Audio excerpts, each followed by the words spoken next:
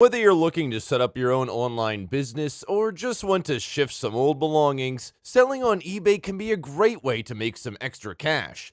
But whatever your intentions, it's best to learn the ropes on how to sell on eBay before getting started so you can be sure you're not missing any tricks and how to know that you're on top of all the eBay fees.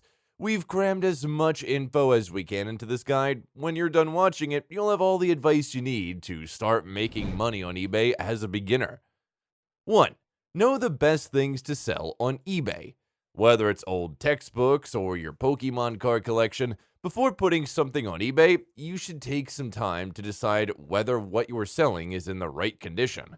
You might be keen to start making money on whatever you can get your hands on, but if you make the mistake of selling items that aren't in good condition or are missing crucial parts, you could get bad reviews, which will make it harder to sell other things on eBay.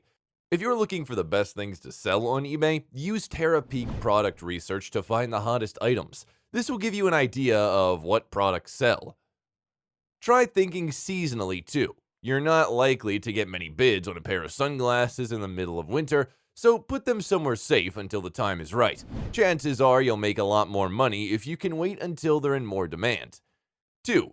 Buy cheap things to sell at higher prices. As well as selling items you no longer use on eBay, it's also worth looking for low-price things to sell at higher prices. Be it at your local charity shop, a car boot sale, or even on eBay itself, there are loads of places to find great deals on products. There's a risk you could lose money doing this if you're unfamiliar with how much a product sells for on eBay, so it's best to do some research first. Our guide to upselling is a good place to start. But if you're confident that a seller has underestimated an item's value, it's a good opportunity to buy it, sell it for the price you think it's worth, and hopefully earn a profit from it. For example, we interviewed a student who picked up items at a car boot sale and sold them on eBay for 10 times what she bought them for. 3. Improve your eBay profile. The best way to get started as a seller on eBay is to become a buyer first. This way, other users can see you have an eBay history and recognize your trustworthiness. Even if you purchase a couple of small items for a few quid each, paying for the items promptly and taking the time to give feedback, positive if possible, can build up your eBay presence and get you a good buyer rating. Another important step is choosing your username. Remember that whatever you choose will effectively be the name of your mini business. So Louis Capaldi fan 103XX probably won't instill a huge amount of confidence in potential buyers. We'd recommend either going for something simple and professional, like a variant of your name, or a name that's relevant to the kind of things you plan to sell. This might make you easier to find in eBay searches too. 4. Research eBay's fees.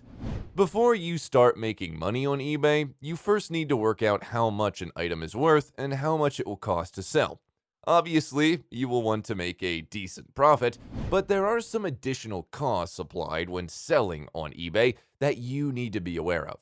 The eBay fee calculator is a nifty tool that works out how much you'll pay for each sale based on what you list it for and how much it'll eventually sell for. Try running your item through this to see the profit that you'll make. 5. Look out for eBay seller promotions. From time to time, eBay runs promotional offers for private sellers. Look out for these as you'll likely be sent an email with a link to activate them. If you can wait until these offers come around to sell your higher priced items, you could save a fair amount of money on seller fees. The offers can include paying a reduced fee, sometimes as little as £1 per listing. To use the offers, look on your seller account page on eBay and find the section containing current promotions.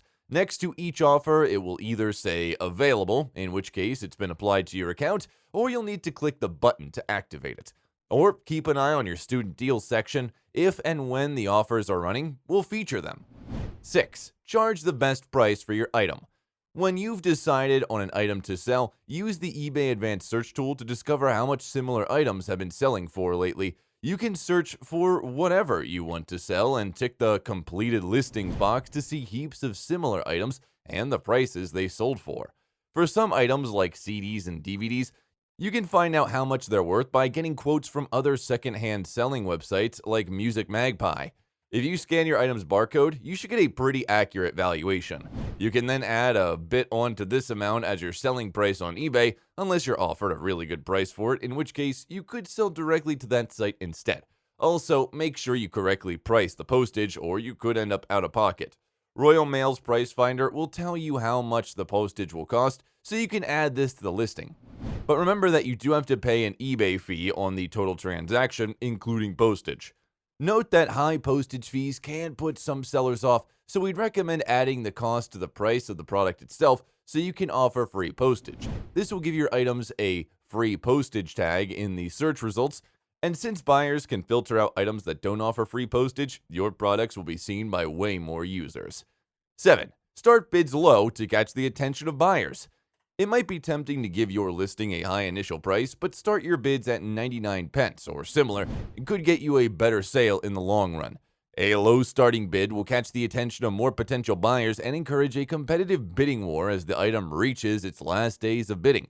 However, please note that this tip doesn't apply to niche products. If you're selling something that only an avid collector will be searching for, don't set the initial bid too low, as you're less likely to get a lot of bids on these items. You can always add a minimum price, the reserve, if you're worried about getting a rough deal, which means the item won't be sold unless it reaches the minimum amount required. Hopefully, you should now be equipped with the skills and know-how you'll need to succeed as an eBay seller. Good luck. That was all from us today, folks. For more similar content, make sure to subscribe to the channel. Thank you for watching and see you in the next one.